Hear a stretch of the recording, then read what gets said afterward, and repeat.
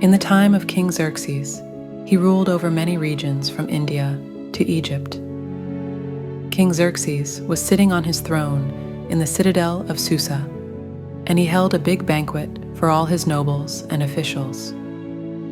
The banquet lasted for 180 days, showing the great wealth and glory of his kingdom. After that, the king held another grand feast for all the people in Susa, which lasted for 7 days in the garden of the king's palace. At this feast, wine was served in gold goblets, and there was plenty of royal wine, fitting for a king. Queen Vashti also gave a banquet for the women in the royal palace of King Xerxes. On the 7th day, when King Xerxes was happy with wine, he ordered his eunuchs to bring Queen Vashti wearing her royal crown, to show her beauty to the people and nobles, for she was lovely to look at. But Queen Vashti refused to come. This made the king very angry. The king asked his wise men for advice. Queen Vashti has not obeyed my command delivered by the eunuchs. According to the law, what should be done to her? The wise men answered, Queen Vashti has wronged not only the king, but also all the nobles and people of all the provinces of King Xerxes. For the queen's behavior will become known to all the women, and they will despise their husbands and say, King Xerxes commanded Queen Vashti to be brought before him, but she would not come. If it pleases the king, let him issue a royal decree that Vashti is never again to enter the presence of King Xerxes. Also, let the king give her royal position to someone else who is better than she.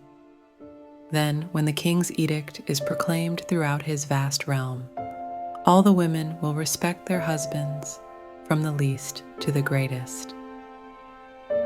The king and his nobles liked this advice, so the king did as Memucan proposed. He sent letters to all parts of the kingdom. After these events, when King Xerxes' anger had subsided, he remembered Vashti and what she had done and what he had decreed about her. The king's attendants suggested, let a search be made for beautiful young virgins for the king. Let the king appoint commissioners in every province of his realm to bring all these beautiful young women into the harem at the citadel of Susa. Let them be placed under the care of Hegai, the king's eunuch who is in charge of the women, and let beauty treatments be given to them. Then let the young woman who pleases the king be queen instead of Vashti. This advice appealed to the king, and he followed it. In the citadel of Susa, there was a Jew named Mordecai, who had a cousin named Ester, whom he had brought up because she had neither father nor mother. This young woman, who was also known as Hadassah, had a lovely figure and was beautiful. Mordecai had taken her as his own daughter when her father and mother died. When the king's order and edict had been proclaimed, many young women were brought to the citadel of Susa and put under the care of Hegai. Esther also was taken to the king's palace and entrusted to Hegai, who had charge of the harem.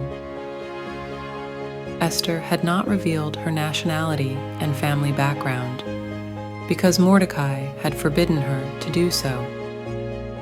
Every day he walked back and forth near the courtyard of the harem to find out how Esther was and what was happening to her. Before a young woman's turn came to go into King Xerxes, she had to complete 12 months of beauty treatments prescribed for the women, 6 months with oil of myrrh and 6 with perfumes and cosmetics. When the turn came for Esther to go to the king, she asked for nothing other than what Hegai, the king's eunuch who was in charge of the harem, suggested. And Esther won the favor of everyone who saw her. She was taken to King Xerxes in the royal residence in the 10th month, the month of Tebeth, in the 7th year of his reign.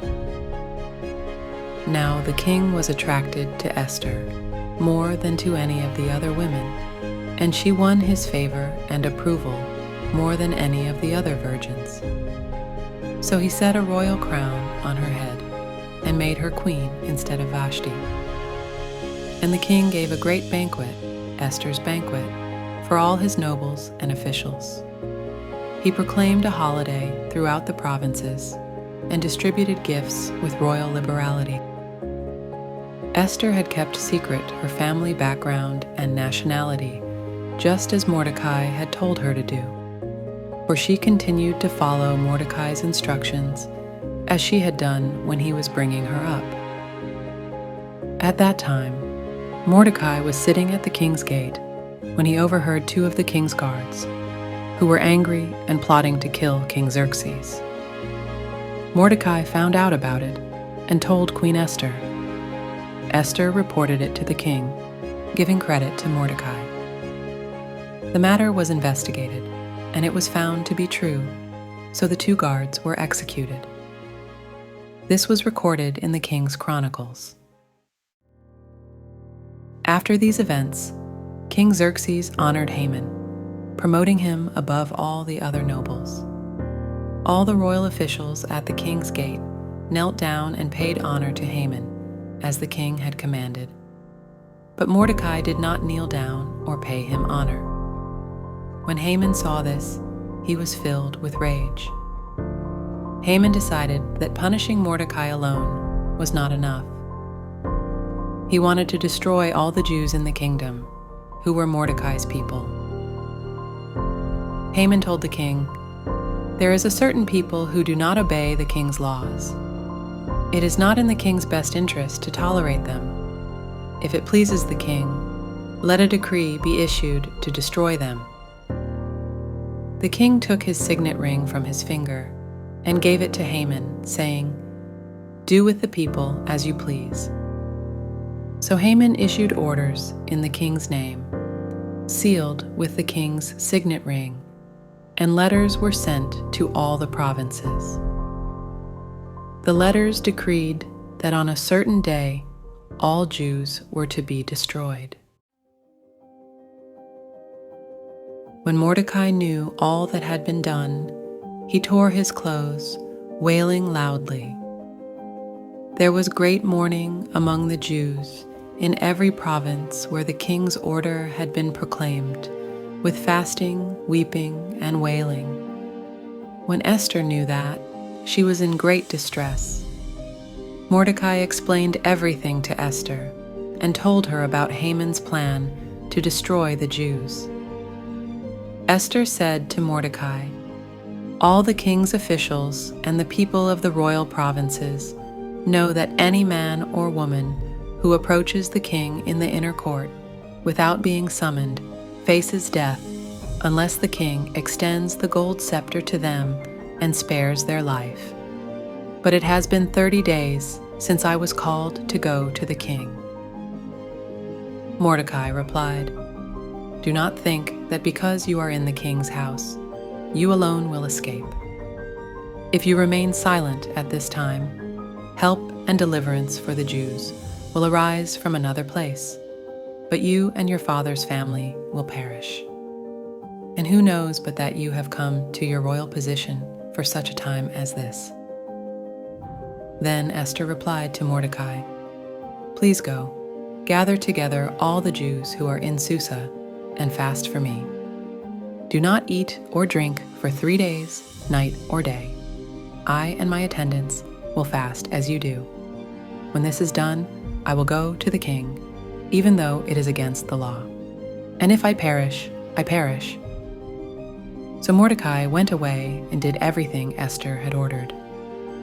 On the 3rd day, Esther stood in the inner courtyard of the king's palace.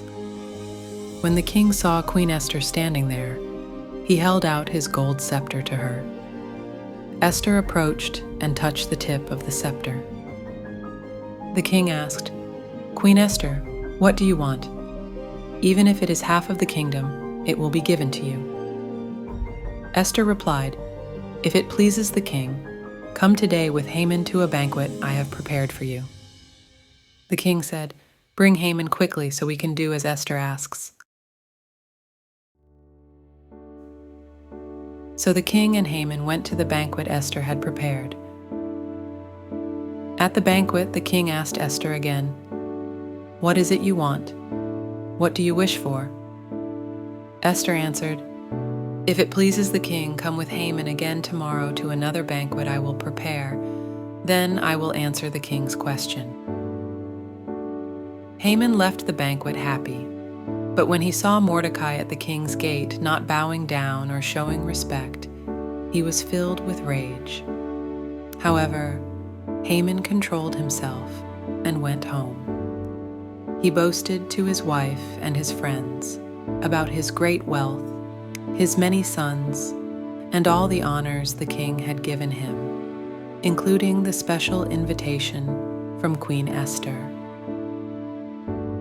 Haman said, "But all this means nothing to me as long as I see that Jew Mordecai sitting at the king's gate." His wife and his friends told him, "Have a pole set up 50 cubits high, and in the tomorrow morning ask the king to have Mordecai impaled on it. Then go to the banquet and enjoy yourself." This pleased Haman, and he had the pole set up. That night, the king could not sleep, so he ordered the book of the Chronicles to be brought in and read to him. It was found recorded that Mordecai had exposed 2 of the king's officers who had conspired to assassinate King Xerxes. The king asked, "What honor and recognition has Mordecai received for this?" The attendants replied, "Nothing has been done for him." The king asked, "Who is in the court?" Haman had just entered the outer court to speak to the king about impaling Mordecai on the pole. The attendant said, "Haman is standing in the court." "Bring him in," the king ordered. When Haman entered, the king asked him, "What should be done for the man the king delights to honor?" Haman thought to himself, "Who is there that the king would rather honor than me?" So he answered the king, "For the man the king delights to honor, have them bring a royal robe and a horse, with a royal crest placed on its head. Let them robe the man the king delights to honor, and lead him on the horse through the city streets, proclaiming, 'This is what is done for the man the king delights to honor.'" The king said, "Go and do just as you have suggested for Mordecai the Jew. Do not neglect anything you have recommended." So Haman got the robe and the horse. He robed Mordecai and led him on horseback through the city streets, proclaiming, "This is what is done for the man the king delights to honor." Haman went home in grief. He told his wife and all his friends everything that had happened to him. They said to him, "Since Mordecai, before whom your downfall has started, is of Jewish origin, you will surely come to ruin." While they were still talking, the king's eunuchs arrived and hurried Haman away to the banquet Esther had prepared. So the king and Haman went to Esther's banquet. On the second day of the banquet, the king again asked, "Queen Esther, what do you want?" Queen Esther answered, "If I have found favor with you, your majesty, and if it pleases you, grant me my life and spare my people. For I and my people have been sold to be destroyed. If we had merely been sold as male and female slaves, I would have kept quiet. But this enemy could never compensate for the king's loss." The king asked Esther, "Who is he? Where is he who has dared to do such a thing?" Esther said, "The adversary and enemy is this vile Haman." Then Haman was terrified before the king and queen. At that time, one of the king's attendants said, "Haman has set up a pole 50 cubits high at his house. He made it for Mordecai, who gave the king good news. The king ordered, "Impale him on it." So they impaled Haman on the pole. Then the king's anger cooled down. Esther spoke to the king again, falling at his feet and weeping. When the king held out his gold scepter to Esther, she stood up and said, "If it pleases the king, and if he regards me with favor and thinks it right, please cancel the letter Haman wrote to destroy the Jews in all the king's provinces. How can I bear to see disaster fall on my people? How can I bear to see the destruction of my family?"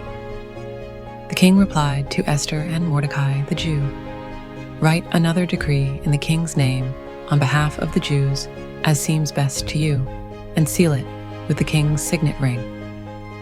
Mordecai wrote letters to the leaders of the many provinces from India to Egypt.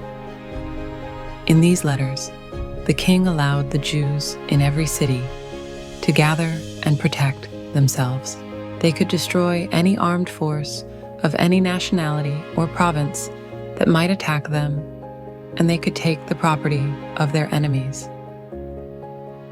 Mordecai left the king's presence wearing royal garments of blue and white, a large gold crown, and a purple robe of fine linen. The city of Susa celebrated with joy. For the Jews, it was a time of happiness, joy, and honor. In every province and in every city where the king's command and decree went, there was joy and gladness among the Jews, with celebrating. The Jews called these days Purim. Mordecai the Jew became second in rank to King Xerxes. He was great among the Jews and held in high esteem by his many fellow Jews because he worked for the good of his people and spoke up for the welfare of all the Jews.